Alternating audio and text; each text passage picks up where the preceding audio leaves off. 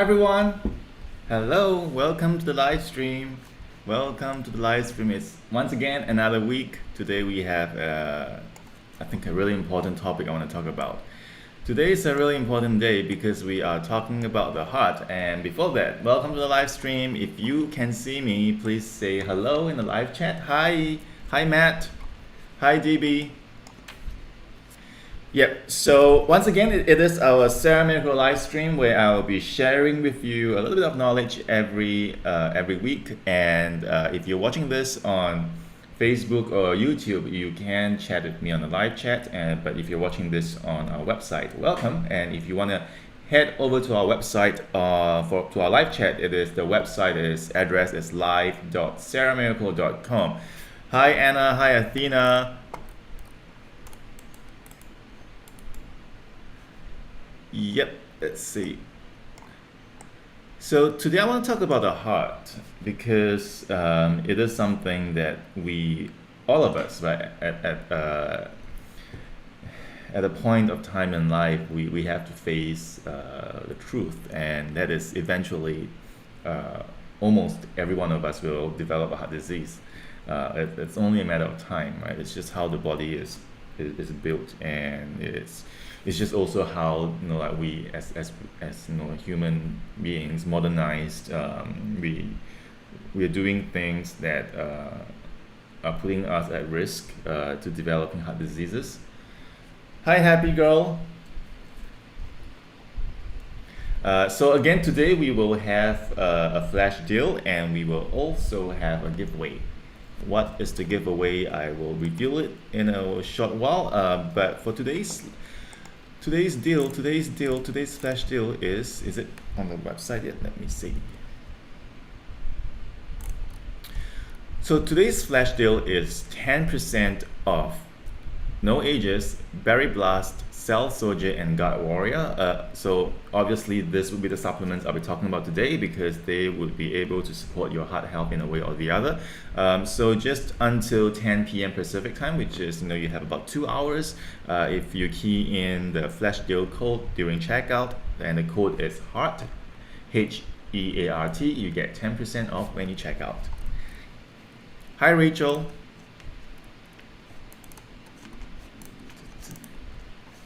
Okay, so let's talk about heart. Oh, let me see.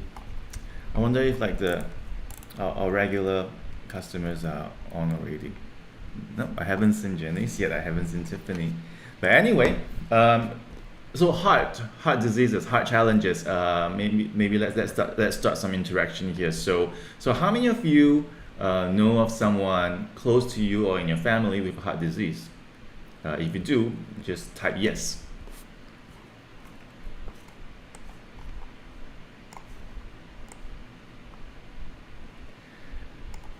And I am expecting. Hi, Gwendolyn. Yeah, I'm expecting everyone, like every single person on earth, would definitely know someone with a heart disease, right? But I just want to make sure that you guys. Yeah, sadly, yes. And then it also can be, like, oh, like you have heart disease yourself, but and that's not. It's not something to be ashamed of for sure because everybody gets it. But it is something that can be prevented or at least delayed because it can, in a way, really affect the quality of life. And I've had really great progress, and I've had really great results when I worked with my patients before for with heart diseases, just by changing their diet. Because I would say that I don't know the actual statistics, but like I do believe that at least 90% of heart disease that appears at a young age, and by young I mean like if you are below like 70, right? So 100% or 90% would be attributed to the diet, and like really once you change the diet or you improve your diet, then you can definitely see improvements like within a span of a month. But I guess the biggest problem is like what in the diet do you have to change, because if you search online, like some people do not really get it. Hi Chelsea.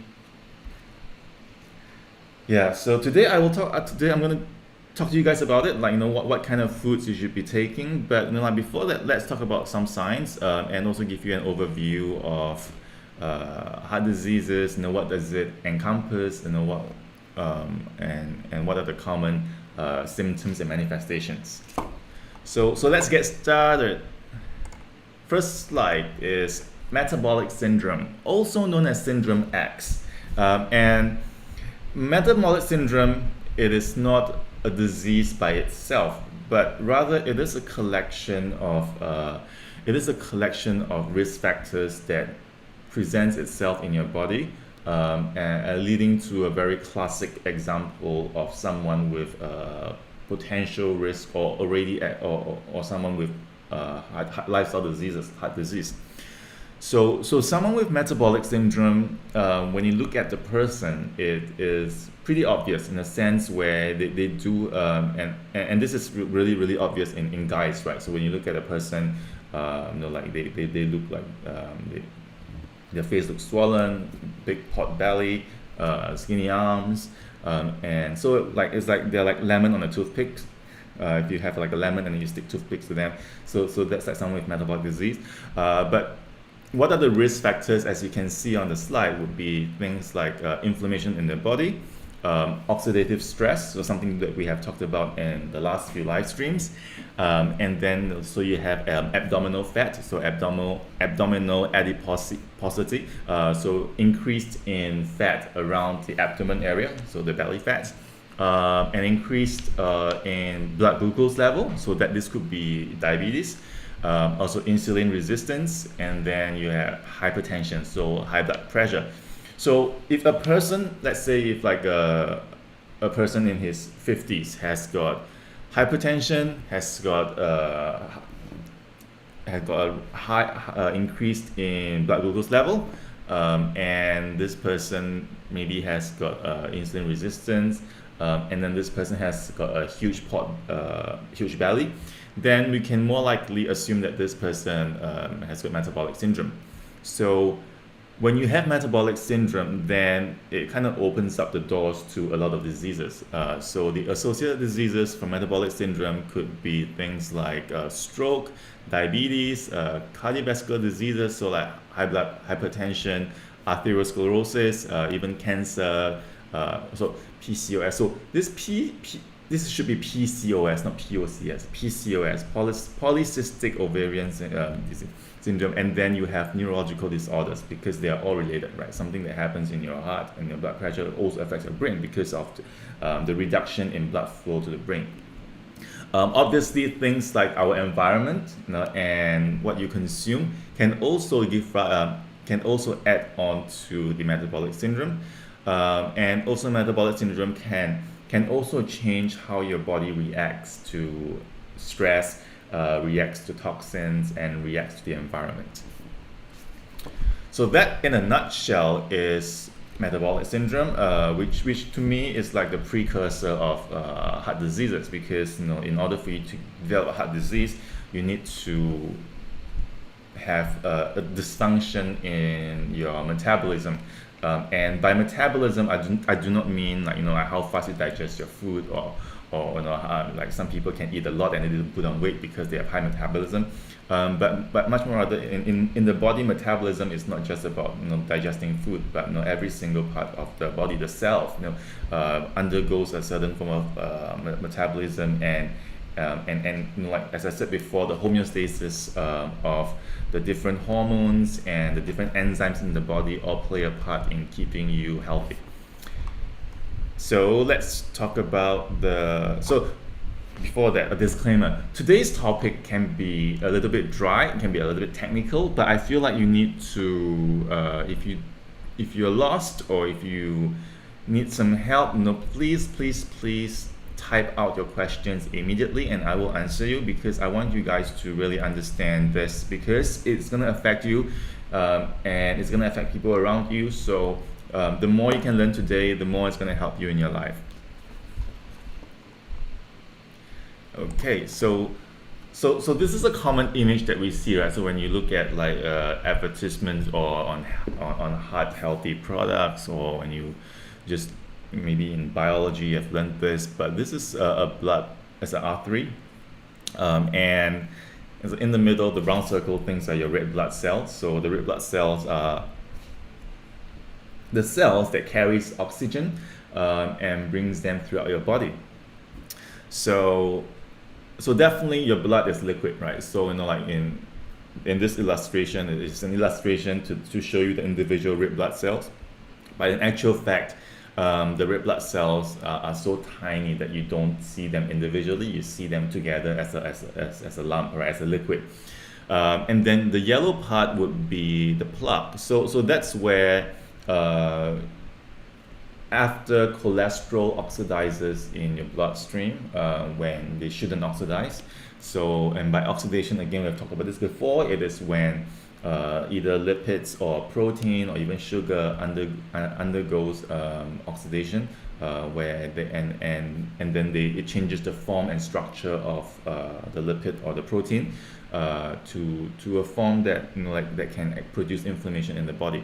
So what happens is the cholesterol in the blood over time starts oxidizing in there, and after the cholesterol oxidizes, it changes the structure of it. It becomes sticky. It starts to stick onto the wall of the artery, and then once it sticks there, like if you have like a pipe and you have something sticky in the pipe, it's gonna start collecting things, right?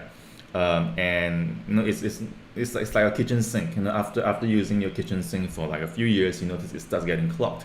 So exactly what's happening here is it starts to clog, and there's a few dangers here. Like the first danger is obviously, as it clogs, it narrows and constricts the blood vessels, and eventually it might totally block it. So when it blocks it, then you have like an arterial blockage, and that's where people have to do like a bypass. But more commonly would be things would be causing inflammation, because as it sticks onto the cell the wall of the artery, it puts a lot of stress on the cell wall of the artery, and this gives rise to inflammation. And when your artery walls are inflamed, then they thicken. So as they thicken and they inflame, they become actually weaker, and so there's a risk of it collapsing. There's also a risk of it becoming so inflamed that it actually dislodges the plaque, right? So like the yellow part that is stuck onto the artery wall then gets dislodged and breaks away, and this huge lump of solid thing, which can contain calcium, can contain cholesterol and other stuff, will travel in your bloodstream, and then it may potentially hit like a smaller blood vessel in like the brain, and then it gets stuck there, and then that's when you get like a stroke. So it's something that happens over time. It doesn't happen overnight, right? Like your artery doesn't get blocked overnight. The cholesterol doesn't oxidize overnight. It's a progressive thing, but this progressiveness happens the day you start eating, right? So as you're born to the world, as you start consuming food, then our body starts to react to the food that we eat. So this affects every single human being out there, and the older you are, the more at risk you are, and potentially the more blockages you have in your body.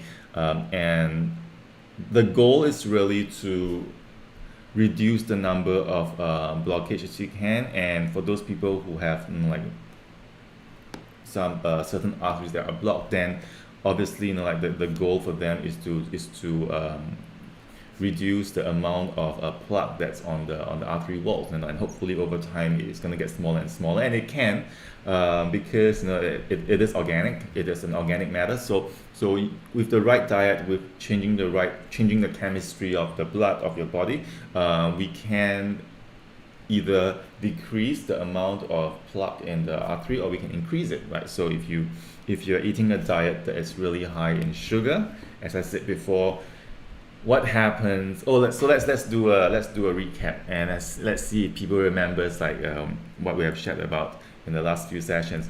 So what happens to lipids, and can anyone tell me what happens to lipids and protein in the presence of sugar?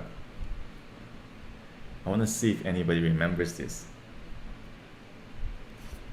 So what happens in the body to lipid or fat or protein in the present? Oh, Janice! Hi, Janice! Yep, glycation, right? So as I said before, glycation is an oxidation process where lipids and protein oxidizes in the presence of sugar, and it turns into a free radical. So what happens is, when you have oxidized cholesterol in your blood vessel, and that's already bad. Then if you're still consuming a diet that's really high in sugar, you are giving your body and even the cholesterol, the lipids in your bloodstream, even more opportunities to oxidize. And when they oxidize, then it starts to collect more, on the cell walls, on the arteries, and it makes the problem even worse. So when you have a risk of arteriosclerosis, which is clogged arteries, then you want to really limit the amount of sugar you consume daily, and this also means the amount of carbohydrate.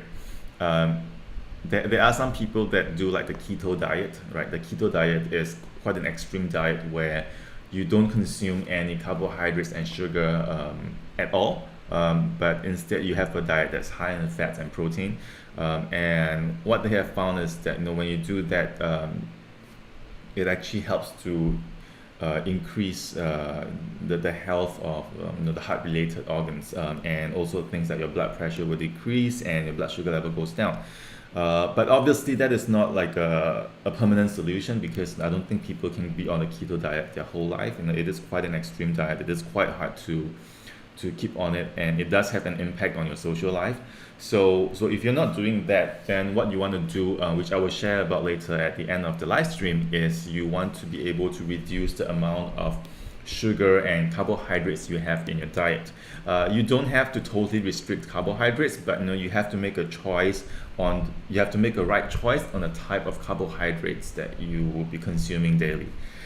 So for me personally, I have gotten the best results with not just myself, my family, but also my patients when it comes to changing the diet, just by eliminating the visible sugar that you can find in your diet daily, and just within a month's time, you'll be able to see really good results in your blood profile test just from that.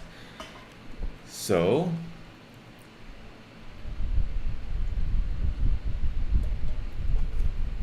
and drinking water helps too with your arteriosclerosis, because you want your blood to be really fluid, to be really liquid, to be really thin, because again, and that is why people with heart disease, they take things like aspirin or like blood thinners, because when you have that artery that is already really tiny and it's being clogged up, then you want to dilute the blood so the blood flows through smoothly, because if the blood becomes really thick, especially in cases when you're dehydrated, then it actually increases the chance of it being stuck or clumping up or clotting. So drinking water is really important. Okay, so the next risk factor would be hypertension, high blood pressure, and I guess everybody knows what high blood pressure is, right? So when you take your blood pressure, you will see two numbers. You will see a much bigger number, which can range from around 100 to 180. And then you will see the second number, which is a smaller number, which is around 80 to 120. So the bigger number at the top is the systolic, and then the smaller number is the diastolic pressure. And what this means is the systolic pressure is your blood pressure when your heart is contracting, right? So when your heart beats, it's contracting and then releasing, contracting and releasing. So as your heart pumps, when it contracts, obviously it exerts more pressure to the arteries. So that's the pressure that at the top number. That's the pressure that it happens in your blood, in your arteries when your heart is pumping, contracting. And then when your heart releases, then that is the diastolic pressure. So what we want to know is when we're taking your blood pressure is what is the systolic, what is the diastolic. It actually means a lot. It's not just Obviously, as a layman, when you look at this chart, and if your systolic is higher than 139, then you know that you have hypertension.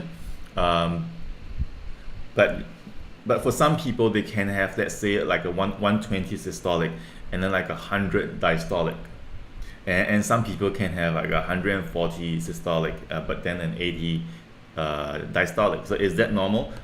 It is not normal, but it really goes into, it's quite complex because it really goes into what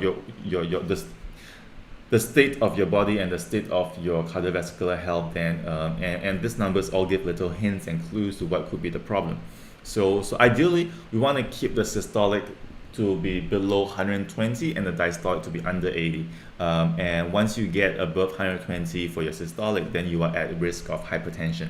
And obviously, if you take a blood pressure and your systolic is above 180, that is an emergency. You need to go to the ER immediately, because you want to get the blood pressure down, because the higher, the stronger the blood pressure, then the higher risk of you developing a stroke, because as it exerts a lot of pressure onto the blood vessels.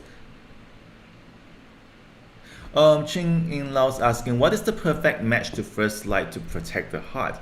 I am quite pleased that you asked this question, actually, because it means that you actually know that First Light do contain ingredients that are heart protective, and that specifically is the Gymnostemma pentaphyllum, Gymnostemma pentaphyllum is a herb, as I talked about before, that is really, really good to support to prevent metabolic syndrome, because it actually addresses all the risk factors. It has been shown in studies to support and decrease blood pressure, decrease blood sugar level, and also protect and reduce oxidation.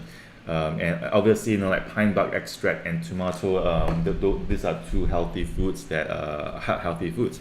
So what is the perfect match to First Light to protect the heart? I will talk about this later more in depth, but for now, since you're asking it, I'm going to tell you no ages. So why no ages? I will explain later, but it would be no ages. No ages would work beautifully with First Light as a heart protective supplement. So let's go back to the systolic pressure, right? So when the systolic pressure or even diastolic is too high, that it's like, if you think of it as like a pipe, right? So if you have a brand new plastic pipe, PVC pipe, and you have water pumping through it, then it's fine, everything works nicely. But what happens when you have been using this PVC pipe for like 50 years, right? And over time, like the plastic, the PVC becomes weaker, and you have like microscopic cracks in it. And then what happens is that the water pressure, when it increases, it exerts a lot of pressure on the walls of the PVC tube, until one day it might just break, right? It might just crack. So this is the same thing that happens in your blood vessels, in your artery, is as your blood pressure increases, then it is also exerting a lot of pressure outwards on the artery walls. But at the same time, then your artery walls are getting inflamed because of all the blockage. So it weakens until one fine day where it just decides to explode. So when it explodes, then you have blood seeping out, and that's a stroke, right? So when a stroke happens, when the blood artery goes, so that's the risk factor, and that is why we need to keep our blood pressure in check, keep our blood pressure normal. Obviously, if you are at like stage 2 or emergency, you need to be on medication. You need to be on your medication daily, and you'll be given things like beta blockers. You'll be given things like statins. While I'm not a big fan of those medications, but I do still feel they are necessary, especially when you're at the stage 2 stage. You need them to bring it down to normal. So the goal of any heart medication is to bring your blood pressure down to the normal range. And then once you're down to normal, then that's where you can start to evaluate your lifestyle, evaluate your food choices, evaluate your supplements, and then slowly change them and improve them. And what's going to happen is, once you start to bring on the supplements and change your diet, and then you have your medication, you're gonna notice that your blood pressure starts to go almost like hypotensive. And that's not a bad sign, because it means that like you're starting to clear up some of the blockages, you're starting to improve your heart function. And then that's the right time. That's the time where you want to go back to your doctor and then talk to your doctor to look at maybe decreasing the dosage of your medication. And then hopefully over like a period of 1 year, you can slowly taper off and be off the meds, but still maintain a healthy, regular blood pressure just using your diet and using the supplements. So, any questions so far at this stage?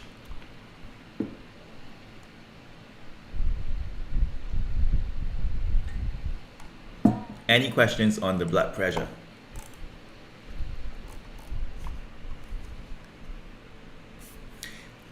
If we have no questions, then I'm going to talk about some healthy foods.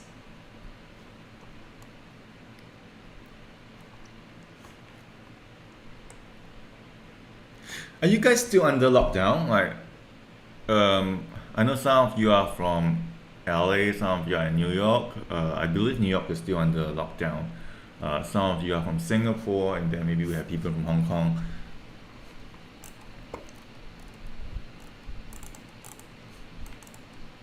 And again, if you're watching this on YouTube or Facebook, as you can see, you'll be able to participate in the live chat with me.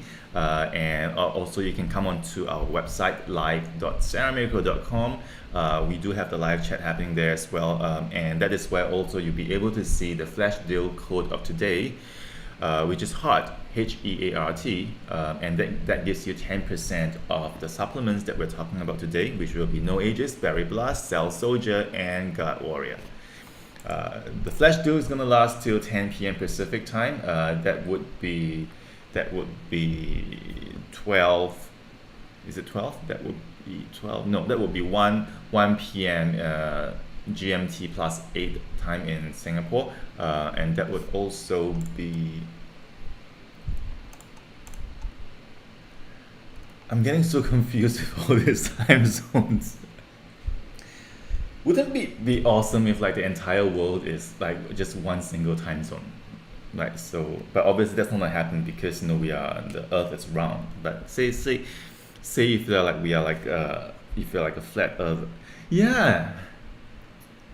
So people who believe in the flat Earth theory then shouldn't believe in time zones, right?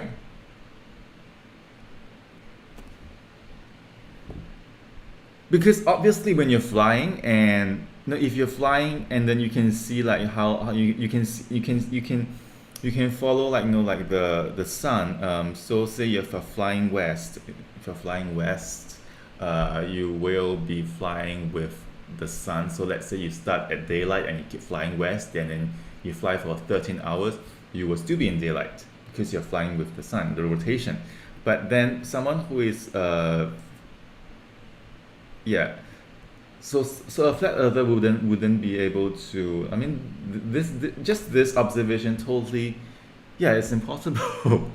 But talking about that, so I've watched a really good film series on Netflix recently. It's called Into the Night. It is a Belgian production. It is about how a group of people they're stuck in a plane that keeps flying because the end of the world is coming, and it's only 5 episodes, but it's really good. Like it's in French, but Netflix you have subtitles. But it is really good. It is very intensive. It is high intense all the way. Just 5 episodes, but 5 really solid episodes. So if you're watching Netflix, you can check it out. It's called Into the Night.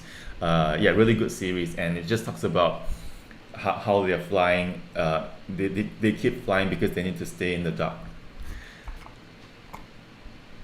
Yeah, daylight saving needs to go. It gets so confusing. Like I have to deal with so many time zones, and then daylight savings happens at different days of the year for different parts of the world, and it's just so confusing. And we should do that because like in a lot of big countries, I believe China. What China did was to standardize the time zone, although it is like so big and wide, but the whole of China is one time zone. Okay, so back to the heart. Has anybody asked me any hard questions? No, no. So we're still under lockdown. Yes, we are. Okay, so the diet. So when you have a heart disease, or when you want to prevent heart diseases, metabolic syndromes, the first thing you want to do is to look at your diet. The diet is the most important factor because literally how the food that you consume gets digested, goes into the bloodstream, and everything happens in the bloodstream. Like your blood is your life, and your blood is also the cleanliness and the health of, and that's the thing. Like people all talk about the health of your heart, the health of your brain, the health of your liver, but nobody talks about the health of your blood. Like, because the blood is not an organ, but so many things, so many diseases happens because of the blood. So I want to talk about the health of your blood, and that goes into the food that you eat, because the only thing that goes into your heart would be things that you consume, either voluntarily like your food, or involuntarily like environmental toxins. So a heart healthy diet would be a diet that is extremely low in sugar and carbohydrates, because again, sugar and carbohydrates would be things like your bread, your potatoes, your rice, your cakes, your biscuits, your cookies, anything that is made from flour, anything that is made from starch, all those things are carbohydrates, and then you have simple carbohydrates and complex carbohydrates, right? Simple carbohydrates would be things like just pure sugar, pure glucose, fructose, and then you have complex carbohydrates. So that would be like your potato and rice, because they don't look like sugar, and in order for your body to use the potato or the rice, it needs to go through a multi-stage of digestion. Right? It starts from the mouth. So as I said before, as your mouth chews, enzymes, amylase gets produced and breaks down the carbohydrates into glucose in your mouth.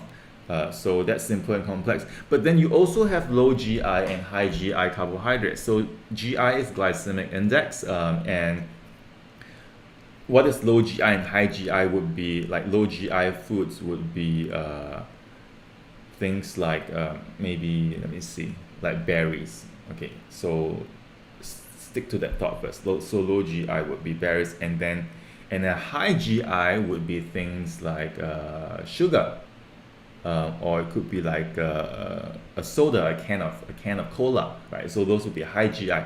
High GI means it has high glycemic load. It means when you consume this food, it quickly increases the blood sugar level in your body, like almost like immediately as you swallow the food. And then low GI means it takes a longer time for this food to have an impact on your blood glucose level.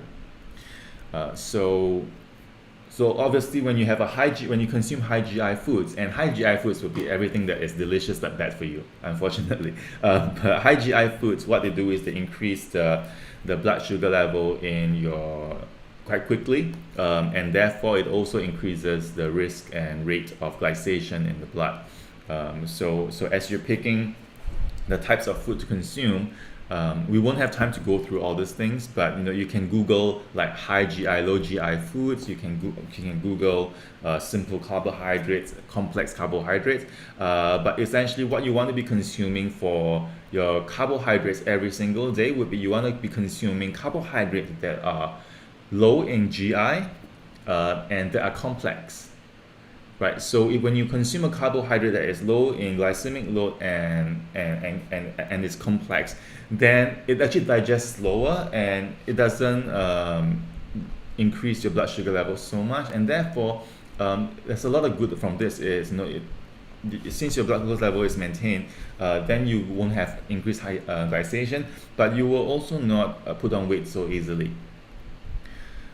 Ching Lao, what is the bad effect to eat too much carbohydrates? Bread, right? So I'm going to get to this. So when you eat too much carbohydrates, and I think everybody today, like in the modern city, would eat too much carbohydrates because the first thing you wake up is you be eating that bread, all this thing carbohydrates. So when you consume too much carbohydrates, it is essentially you're consuming too much sugar, because like carbohydrates would then break down into sugar or glucose, and that just feeds your body, right? So when you consume too much sugar, then obviously you have increased glycation. Increased glycation would not only affect our skin, it accelerates skin aging, but it also increases oxidation in the blood, and therefore it can increase your risk of arteriosclerosis, which is blocked arteries, because the sugar in your bloodstream interacts with the cholesterol, and the cholesterol, being a lipid, would then glycate and oxidize, and then once the cholesterol oxidizes, it becomes clumpy and sticky, it sticks onto the artery walls, then you have arteriosclerosis.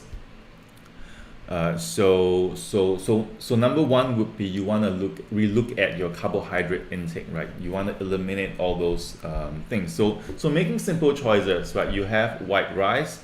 So you need to consume rice.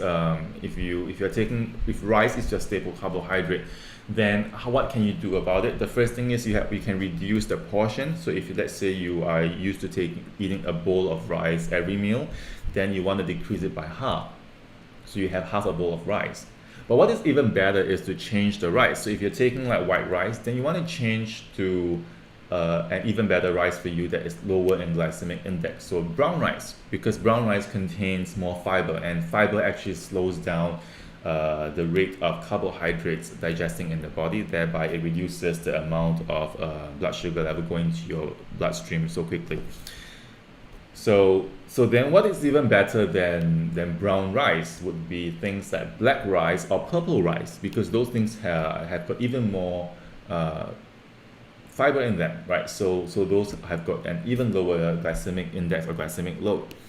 So just from like your daily staples, your carbohydrates, the first thing you want to look at what is your daily staple for your carbohydrates. So if it is rice, then you want to switch to the better alternative. So if you're going from white rice, and even white rice, you have short grain white rice, you have long grain white rice, you have basmati rice.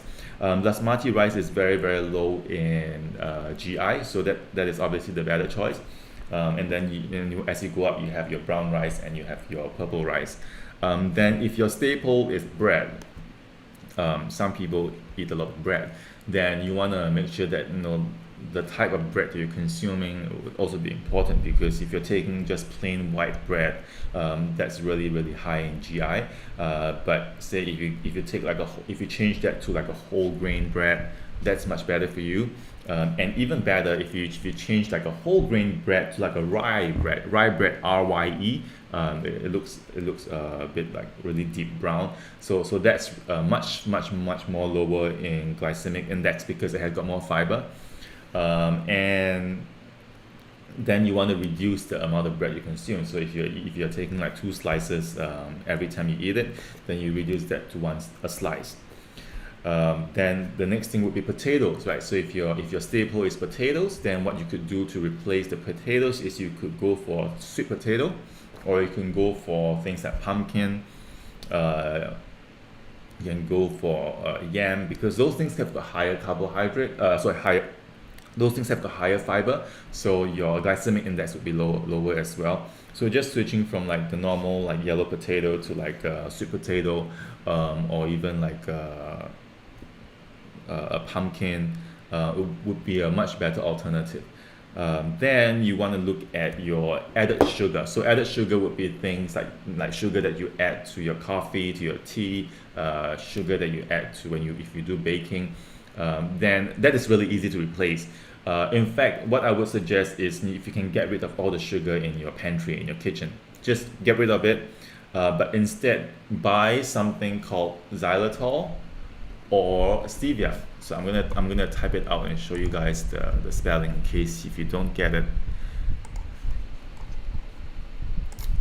There are 3 things that you can replace sugar with, which reminds me I need to get some, because like this lockdown it's just so hard to get some things. Stevia and monk fruit.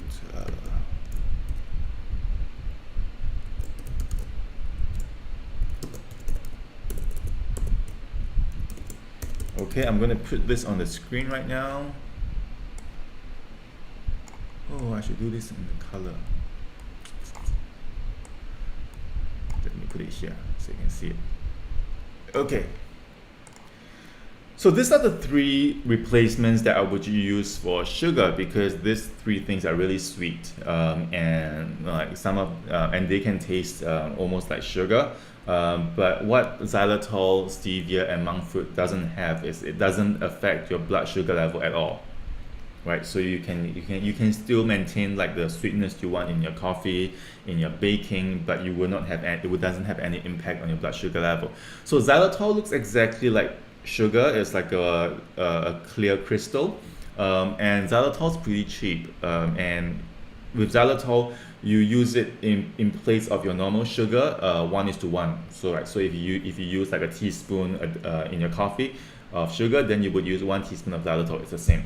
Stevia is from the stevia plant. It's from a leaf, but if you buy stevia in like your supermarket or if your health food store, it comes in like a white powder.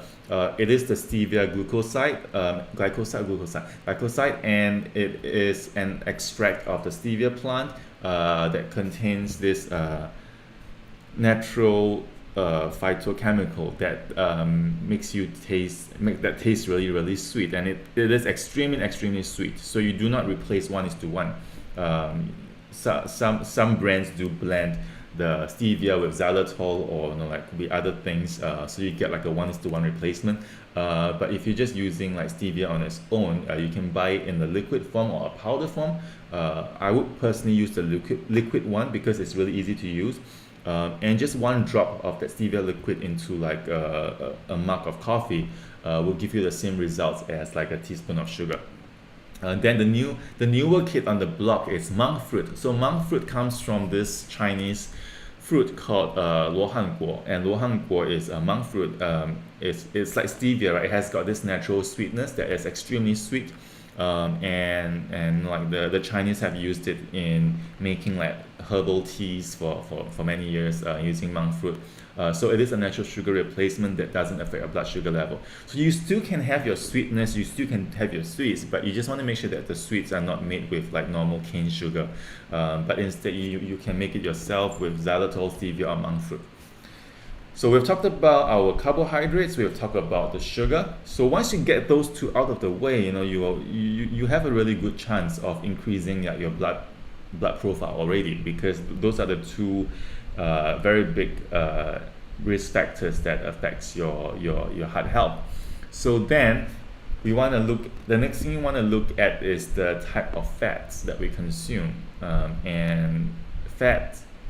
If you're like me and have been through like the 80s and 90s, you would know that fats have got a really bad name, right? So people, if you buy anything in the supermarket, it's always stamped low fat, non-fat, and it's more expensive. But the thing is, not all fats are bad for you. In fact, if you take the right fats, those fats can actually be better for you. So things like fats from fish, like fish oil. So when you're choosing to eat a fish, then you want to go for a fish that's really oily. Things like your salmon, mackerel, because this oily fish has got a higher content of fish oils, and this fish oil fats, it is anti-inflammatory, and it can also support your blood pressure. So then you want to look at the plant oils, right? The plant oils that you use in your cooking. So a lot of people use things like corn oil or canola oil, peanut oil, sunflower oil, because these are the cheaper oils. Like these oils are really cheap, but these oils, they are really high in omega-6, but they don't have omega-3. So with the oils, you want to have higher omega-3 and lower omega-6, because you want to keep that ratio in balance, because when the omega-6 becomes higher than omega-3, it produces inflammation in your body, inflammation in your blood. So then having high omega-3s would be better. So And also you want to have the correct type of fats in your oil. So you have, in oil you have saturated fats, you have monounsaturated fats, you have unsaturated fats, and you have trans fats. Anything with trans fats in it, things like your margarine, just avoid it. Shortening, don't use it at all. But with oil, I like to use olive oil for my cooking for a few reasons. Of course, the first thing is the taste, right? Because olive oil has got a really complex taste. But extra virgin olive oil also contains antioxidants in it. It contains hydroxytyrosol. It contains oleoperine. These are all antioxidants. The more bitter your olive oil tastes, the better it is for you, because that bitterness, it is the active phytochemical that actually is anti-inflammatory. So one thing I also do a lot when I feel like I'm coming down with a sore throat is I actually sip a tablespoon of olive oil, like really good olive oil, because that just coats your throat and it hydrates it, moisturizes it, but at the same time it has an anti-inflammatory result on the throat. So that's what I do. And so when you're choosing like your oil for cooking, you want to switch to things like olive oil. I also like coconut oil, but it's a bit more expensive.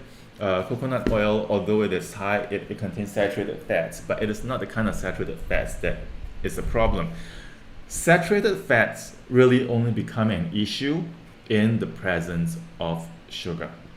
So if you are on like a low GI diet, or if you are on a low carb diet, then you don't really have to worry about the type of fats you're consuming so much, right? As long as you can be eating like your meats, you can be eating butter, but it's not gonna have like an impact on your blood profile, because there's no excess sugar to glycate anything, right? So, Gwendolyn, which brand can you recommend? Are you referring to olive oil brand? It's really hard to recommend a brand, because the really good ones are really expensive, and those are the ones that you find like in the organic store, and they come in like a small little bottle, and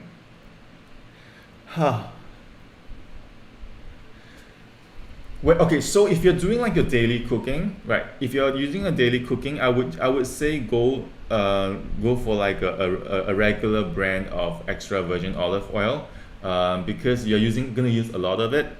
But when you're using it for something special, like as a medicine, or as a tonic, or when you're using it for like a sore throat, or when you want to use it on like salads, right? So if you're not cooking it, then I would say go for a higher quality one. So look out for organic olive oil, organic extra virgin olive oil. And in terms of pricing, obviously the thing with olive oil is, the more you pay, the better it is for you. So it's really hard for me to recommend you a brand, because the brands that I buy two types of olive oils. I buy like your normal, the normal brands that they sell in the supermarket. I use that for my mass cooking. But when I do something special, then I go for my artisan olive oils, and those are the ones that I buy when I travel. I buy it from like from farmers. I buy it from like like little areas in like Italy or even the US. But I don't even know the brand, because they're such small brands. So but what I've noticed is with olive oil is really the price. The price matters, because the more you pay, the better quality you're gonna get, right? So a cheap olive oil is definitely not as good as a more expensive olive oil, and it is one of those things where the price does make an impact on the quality. So yeah, I do recommend changing all your cooking oils to olive oil, because that has been really, really helpful, not just for myself, but I find that it just also makes your cooking taste better. And I would avoid things like peanut oil, like corn oil, because those things are very heavily processed. And canola oil is something that has been thought to be like a really healthy oil, but canola oil goes through a lot of human processing, and I'm not particularly a fan of that. So I just want to stick with cold pressed extra virgin olive oil.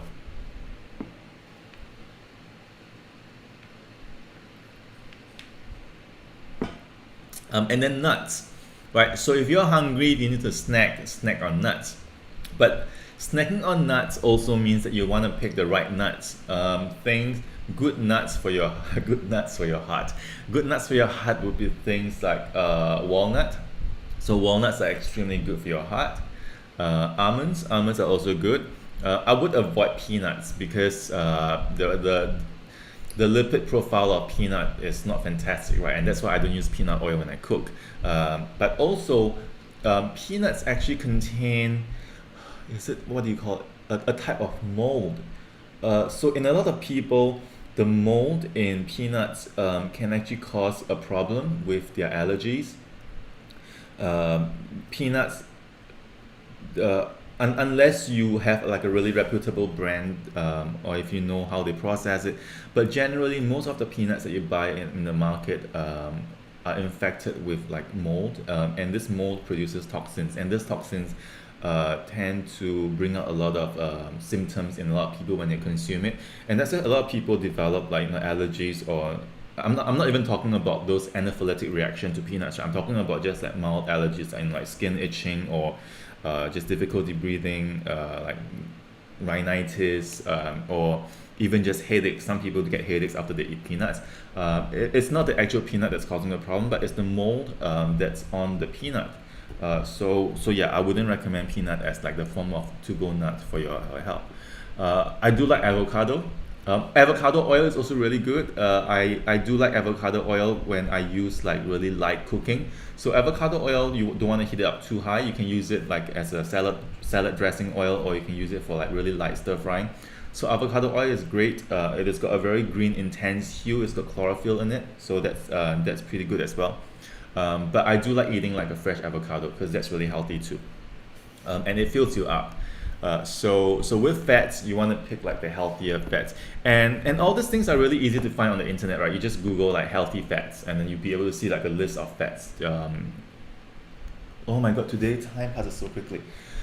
Okay, so let me quickly go through this. So fats, healthy fats, and then protein. So let's talk about protein. Protein, there's not much restriction. If say you already have a heart disease or heart problem, then what you want to do is to limit your protein intake to only lean protein, right? Lean protein would be protein like meat, like chicken breast, or even like cuts of pork or beef that doesn't contain a lot of fats. Because when you already have a heart disease, the chances are you have a bad diet and you're on medication. So unless you can do the first step, which is to eliminate your carbohydrate intake, if you continue taking like the fatty cuts of meat, then it's going to pose a problem because you are just increasing the amount of saturated fats in your body to be oxidized. So what you want to do if you have a heart disease, is you want to cut down your protein intake to only lean cuts of meat, so things like your chicken breast, lean pork, lean beef, but ideally stick to maybe fish and just chicken breast until you get your blood pressure and your blood works back to normal, and then once you go through the process where you eliminate the carbohydrates or do replacement, and then you get your blood profile back to normal, then you can start to introduce like your fatty cuts of meat to your diet, because then that's where you won't have that much of a problem. So that's the diet. We can talk about the diet more in the future. I'm doing like a 30-day plan on this as well, like with a diet plan. So we can talk about that in the future. But now I want to quickly go through the products, and then we're gonna go into our giveaway.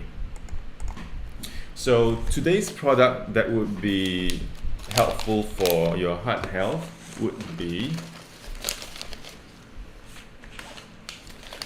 I won't talk too much about them because I've already shared a lot about this product previously, but this would be the 4 supplements that you can consider for your heart, right? So no ages, and no agents because it is anti-glycation, right? So it contains hibiscus, lemon balm, and green tea, and together these ingredients actually reduces glycation in your bloodstream, glycation in your skin. So it is a beauty supplement, but it is also a health supplement. And if you are consuming a diet that is high in sugar, you want to definitely be taking this.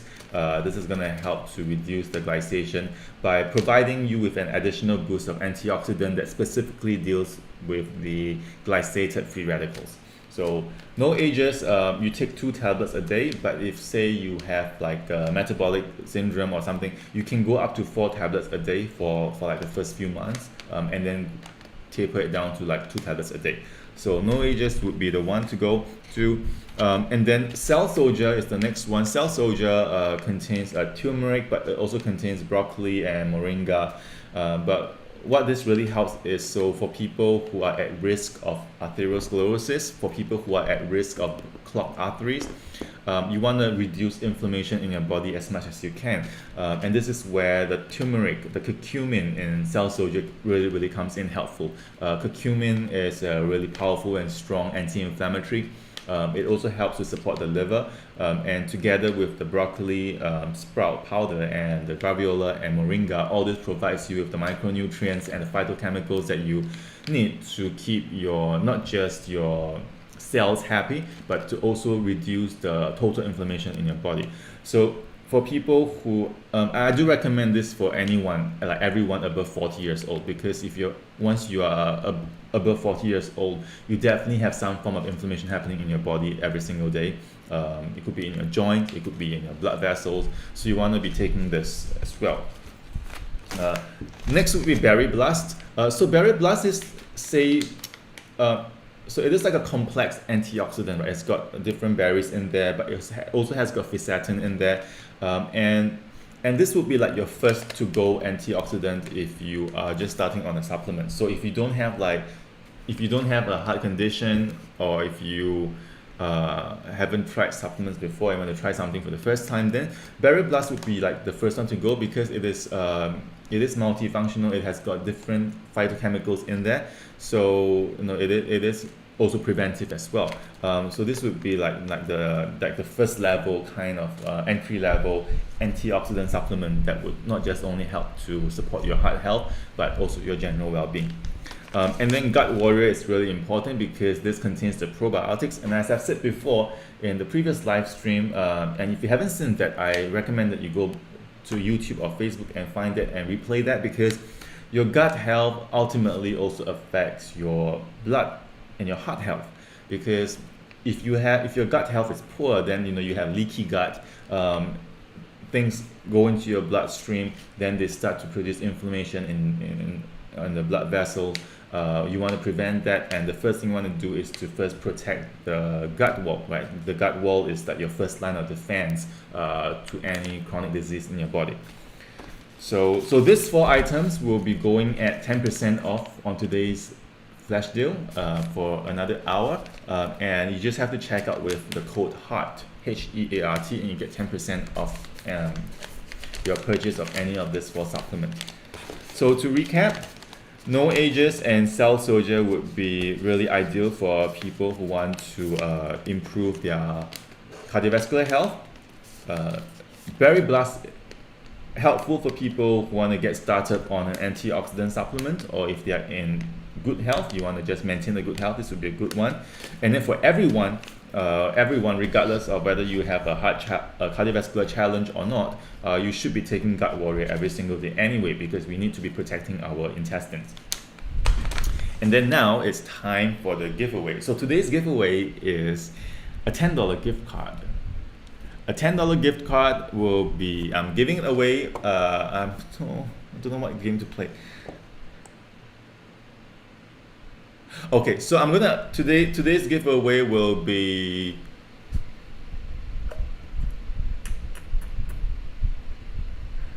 what do you recommend for my mom who underwent angioplasty? The first thing you want to do is, as I said before, the diet, right? The diet is the most important thing you wanna do, because without changing the diet, you can be taking all the supplements and all the tonics and all the things in the world. You won't be able to really improve and make any difference. So first thing you want to do is to eliminate all the simple sugars in her diet, and then replace it with, as I said before, the xylitol, stevia, or monk fruit. And then you want to also replace her staple carbohydrate with something that is lower in GI. So if she's taking white rice or potatoes, then change it to like a brown rice or purple rice, like change it to pumpkin.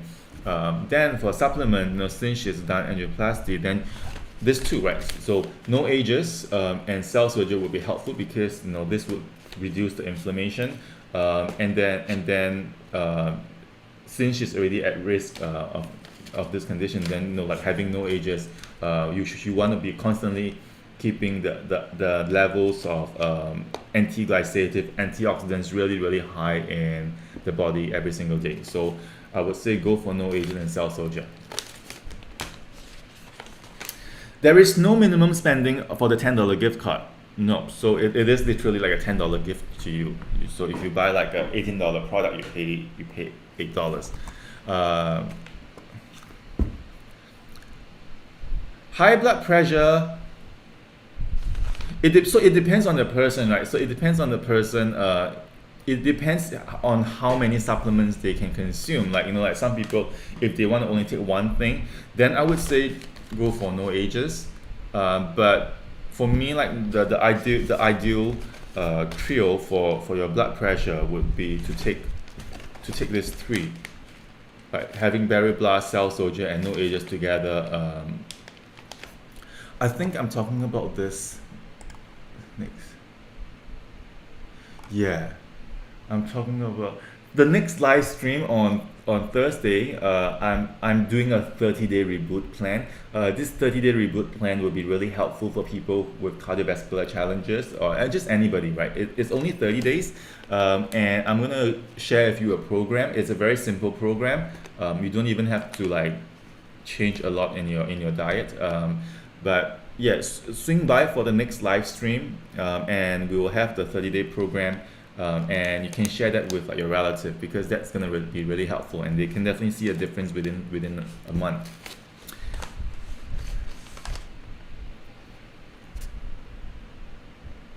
Is butter good for heart health?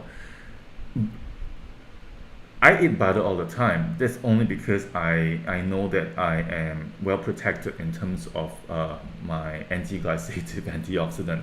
And butter is definitely better than margarine. The only issue with butter is if you consume like a high sugar diet, then butter is going to affect. Butter is going to have a problem issue. But let's say if you are not taking like a lot of sugar in your diet, then having butter is fine. I think it's totally fine. Butter has a bad rep. Okay, let's play the number game because I can't think of a game to play. The number game is the game where I pick a number on my phone, and then you pick a number, and then if we both pick the same number, then you win the giveaway. So I'm gonna start picking my number now. Okay, I have picked my number. So the number is between 1 to 9. So it's either 1, 2, 3, 4, 5, 7, 8, 9. All you have to do is to type the number that you want to pick. Just pick one number, and then when it's all over, I'm going to reveal my number to you, and if we both have the same number, you win $10 gift card. Okay, it's not tough. It's 1 and 9, but it's $10. Right, so let's start now. So type in your number. So it is a number from 1 to 9 that I have just picked.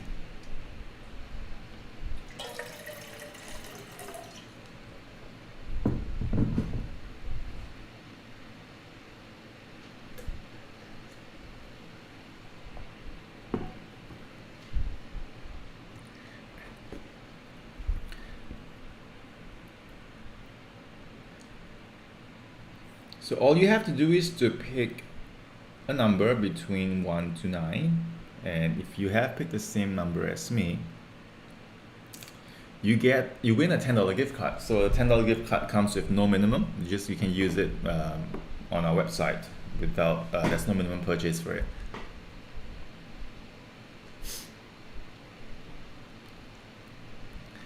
Well, just pick one number. It's what is 1 over 9? 1 over 10 is 10%, so it's about 12% chance.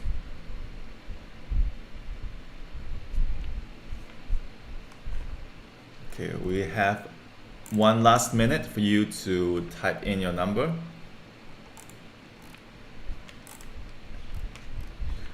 So while doing that, the next live stream on Thursday, we'll be talking about what is detoxification, and I will give you a 30-day reboot plan that you can follow for 30 days, and that's going to have an impact, a positive impact on your general well-being. It can potentially have a positive impact on your weight. Definitely, you will see improvements in your skin, and of course, hopefully, your heart health as well.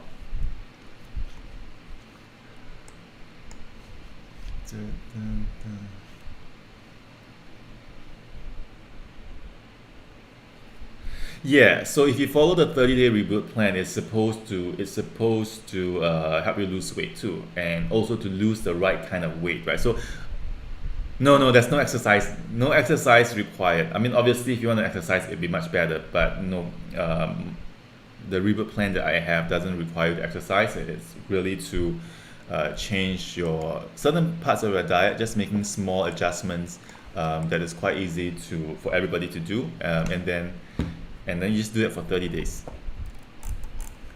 Okay, last 30 seconds.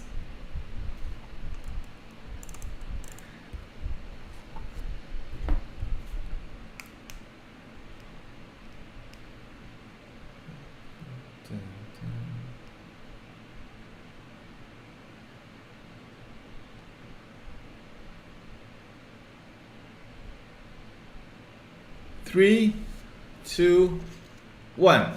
So let's see. 2, 3, 4, 5, 6. So every number has been picked except for 1 and 7. The number that I have picked is the number 2. I picked 2. 1, 2, 2, TWO, and congratulations, Janice. And DB. Didn't DB win like 3 times in a row already? Well, the winning number is 2. Yes, you are on fire. I remember you have won a tote bag. You have won, was it a Sam Bear? And then now you have won $10. Congratulations to DB and Janice. Always a winner. We will contact us on our Instagram, send us a DM, or send us or on our Facebook with your details, and then we will send you your $10 gift card. So that's it for today's live stream. I hope you have learned something about your heart. We will definitely talk about it again because I feel like it's such an important topic, and I'm really passionate about the heart health. So we will talk about it again, but at any time, during the week, if you think of any questions, or if you have any questions suddenly you want to ask me, if you have looked back at the past live stream, something you don't understand or you can't remember, you can always head over to my live stream and ask me the questions. I'm more than happy to answer you those questions. Again, every Tuesdays and Thursdays, same time, same channel. See you guys and have a lovely rest of the week until we see each other on Thursday. Bye bye.